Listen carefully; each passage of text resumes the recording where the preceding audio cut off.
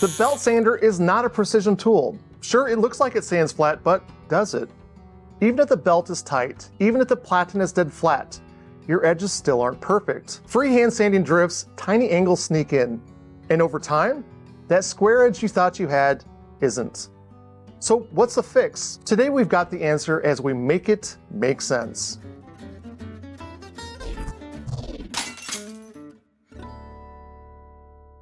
The bandsaw, for all its wonderful abilities, remains one of the least finished ready machines. Rarely do I ever make a cut with it and slap a coat of poly on. Bandsaws safely allow us to freehand cut, and besides, scroll saws are the only tool that have this type of versatility. But even with rock-steady hands, cutting right up to the line, you're still dealing with set teeth that leave these nasty marks. This is why a bandsaw cut is never the final step. You always have to clean it up. If I'm resawing stock, my next phase is to move on to the planer. But if I do anything else, I cut close to a pre-drawn line and then head to a sander, either the oscillating spindle sander, the thin belt sander, the disc sander, or the belt sander. If you look at all these machines, what do all of them have in common?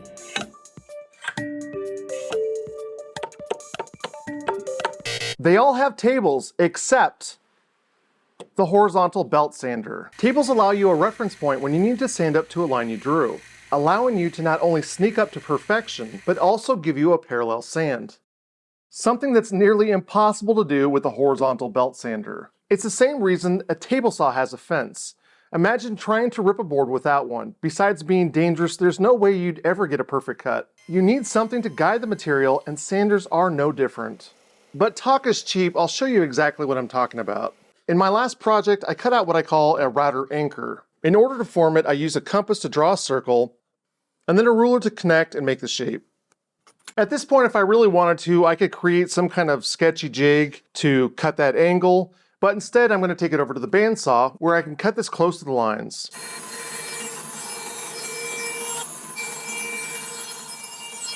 As you can see, I've cut this large, and now I'll sand it to size. There is a trick where I can place this on here and sand from one side to the other, but really I've only got about 4.5 inches of space that I can use on my disc sander. And for the most part, this is really good for end grain.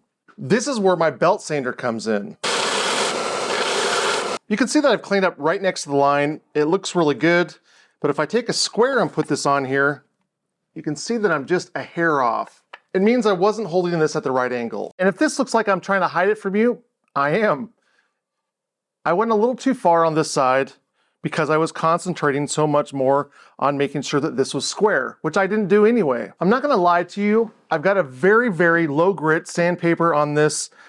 I'm not even gonna tell you how low it is, it's pretty bad. But if I didn't have to concentrate on making sure that this was in the right spot, then this wouldn't have happened. Now for this project, that probably wouldn't be a problem, but every time I pick this up, I know that it's just slightly off on that angle, and that bothers me. And if you're doing something that needs a little bit more precision, that's going to be a problem. The horizontal belt sander really just is not accurate. But the good news is we can give the horizontal belt sander the same accuracy as the others with just a few scraps of wood. The key is simple. You just need a stable surface that moves with the board instead of working against it.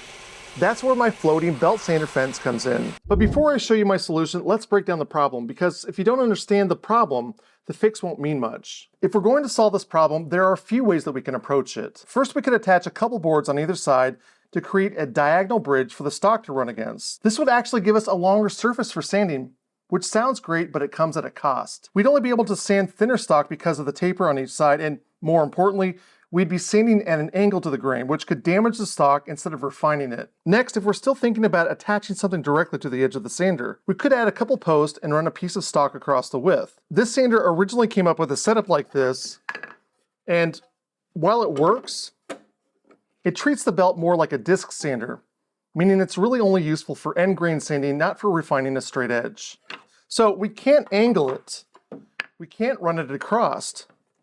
The best solution? A fixture that works with the sander instead of fighting against it. On this you can see that I've added a base to the bottom, and I thought it would be a great way to use a fixture. With supports on either side, I could create a solid fence, something the sander was missing. Creating a fence like that gives us a problem. If I have a fixed fence right here, it means I'm only going to be using a small section of the belt, which wears it out fast in just those spots. Sure, you could flip the belt, but some are designed to sand it only in one direction, so that's not always an option. So how do we fix this? What if we create a floating fence with a base that rides under the sander? That way we could slide the fence into different positions using the full belt instead of just wearing out one section. Of course, shifting this fence means that we're going to have some kind of imbalance. So we'll just add a counterbalance that's the same thickness as the base on the front. That will make it easy for us to slide this around.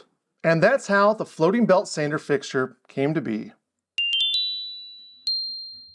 I've got the same piece here. I'm going to try it with the fence. It should be a lot easier because now I can reference it to the back and I can use it to slide the board down to make my sanding really easy.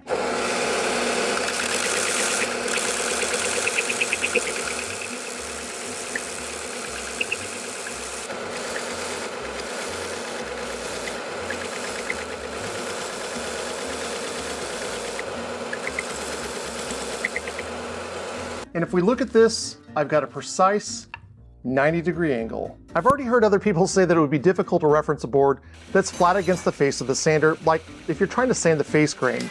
But as I've said, that's when I turn to my planer, or if you have one, a thickness sander. I have a full build for this if you'd like to see the process. It'll be at the end of this video, or you can find it in the description. I like to give a little thank you to the names that you see on the screen. They help keep everything free, as well as motivating me to do more. If you'd like to add your name up here, I have a Patreon link in the description. Thank you, friends, and remember to keep making things.